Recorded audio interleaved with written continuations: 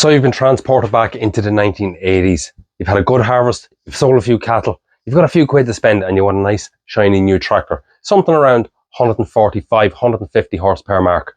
What are you buying? I know me personally, it'd probably be a John Deere 4455, something like that. But, you know, there was plenty of options and plenty of legendary tractors. Well, they're legendary now. Out there at the time, those great options in high horsepower, powerful four-wheel drive tractors in around that mark. So what had you got? You had something like the Fiat 160/90, the Sammy Laser 140, obviously the John Deere 4455, or the 4255 would be something in around that horsepower mark. The Ford TW series, obviously the TW35. What else? The Fendt 614 LS, perfect, or something from the MF 2000 series. But there was one other tractor that kind of stood out, and it has gained legendary, kind of notoriety in the last couple of years, in the last 5 or 10 years, as being, this tractor that when you just look at it, it looks like it would pull a house down. And, it's no surprise that it's been, so popular in the last few years at tractor pulls and tractor shows, where its ability to pull, get traction and power down into the ground, and just have this amazing amount of torque just to be able to keep pulling. It really is a crowd pleaser and a real head turner when you get a clean look on one of these tractors. The stance of them, the cab, the overall, look of the machine just looked like it wanted to go to work. And that, of course, was the 1455 XL from International at the time, which of course moved into Case International, and then of course just became Case after the Tenneco takeover, which we'll speak more about in the video. So you're welcome to the channel, welcome back to the channel, everybody, and for everyone who watched the video last week and left comments, thank you very much. It's much appreciated.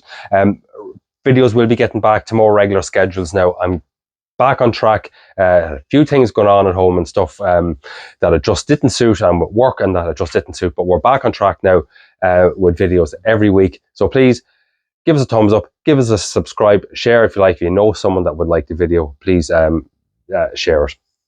Anyway, I'm not going to waste any time. I've got some great footage, some great pictures here. You're not going to be looking at my face now for the next few minutes, so sit back, enjoy the video, and you might learn a little bit more about the Case 1455 XL. The International 1455 XL was born during a time when farming across Europe was changing rapidly.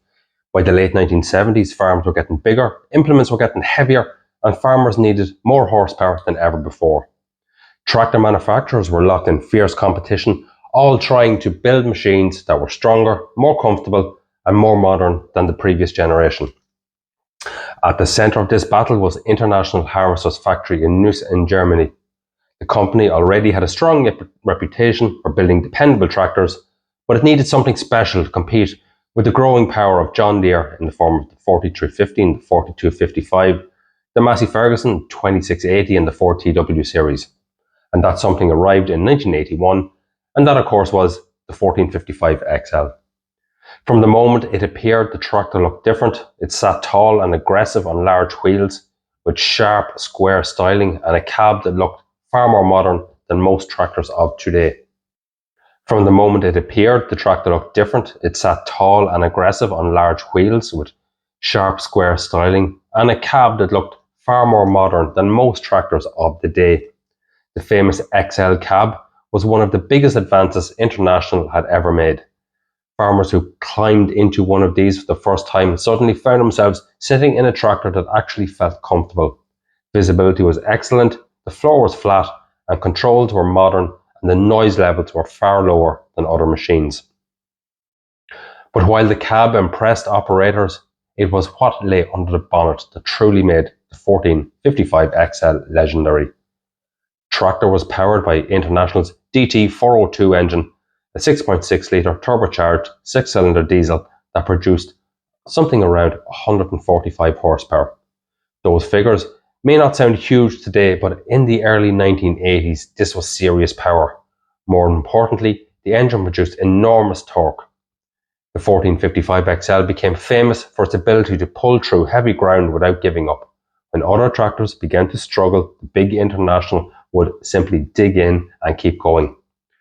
Farmers quickly learned that the 1455 was not a delicate machine. It was built for hard work. Heavy ploughs, large cultivators, silage trailers and harvesters, forestry work and land reclamation became everyday jobs for these tractors. Its strong ZF gearbox and heavy chassis gave it incredible durability, while the famous turbo clutch system helped transfer power smoothly to the ground. Across Ireland and the UK especially, the 1455 XL earned a near mythical reputation. In difficult wet conditions where the traction mattered most, the tractor excelled. Its sheer weight and pulling power made it one of the best tillage tractors of its era. Contractors loved them because they could take punishment day after day without complaint. Many owners would later say that the 1455 XL felt almost indestructible. Then in 1985, the agricultural world changed dramatically when International Harvester's agricultural division was taken over by Tenneco, creating Case IH. Many feared the famous tractor would disappear. Instead, the 1455 XL survived and transitioned almost unchanged. The colours and decals slowly evolved from International Harvester to Case International and later Case IH. But underneath it remained the same machine farmers had come to trust.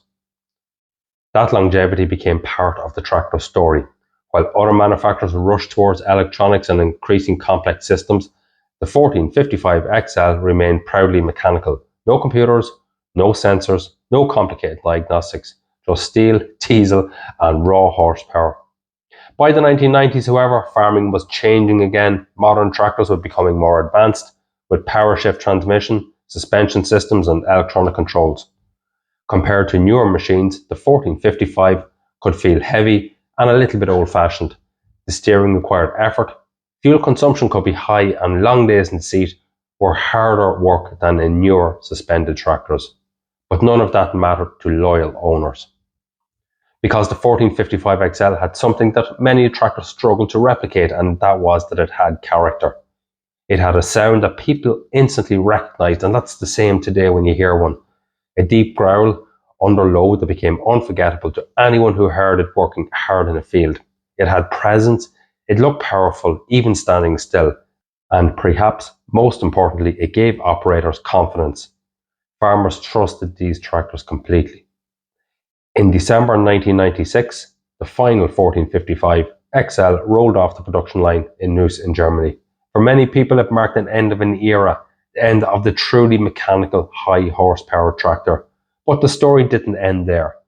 Today, nearly 3 decades after production stopped, the 1455 XL is far more popular than ever.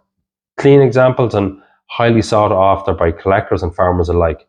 Restorations appear across YouTube and social media, while younger generations continue discovering the tractors through vintage runs, shows and farming videos online. For many enthusiasts, the International 1455 XL represents everything a tractor should be. Simple, powerful, reliable and honest. It was never the most advanced tractor in the world, but it became one of the most respected. And that is why the 1455 remains a true legend in European farming history.